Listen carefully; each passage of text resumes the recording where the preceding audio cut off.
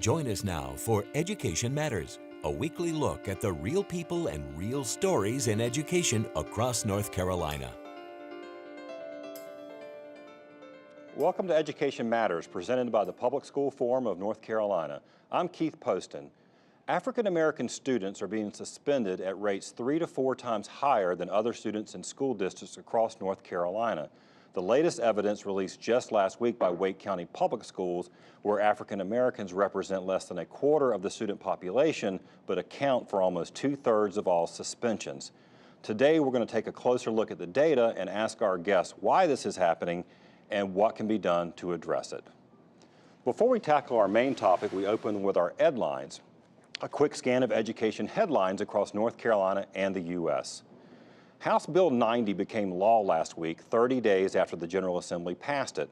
The bill pushes out the K-3 class size mandate by 4 years and provides separate funding for art, music, and PE teachers whose jobs had been at risk due to the mandate. Governor Cooper did not sign the bill due to his objections to non-education additions to the bill, including changes to the composition of the state elections board, but allowed the bill to become law without his signature.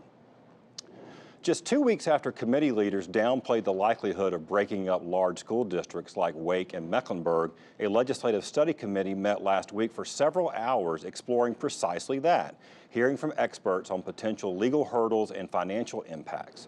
Proponents of breaking up school districts say smaller ones will be more responsive to local communities, while opponents say it will be costly and lead to resegregation. Finally, school safety remains in the spotlight a month after the shooting at a high school in Parkland, Florida.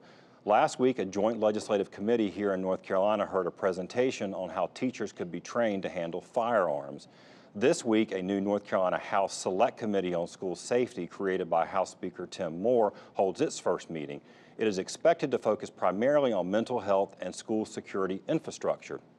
And this Saturday, tens of thousands of students, including many from North Carolina, are expected to descend upon Washington, D.C. for the March for Our Lives that is calling for, among other things, tougher gun laws as a way to prevent mass shootings.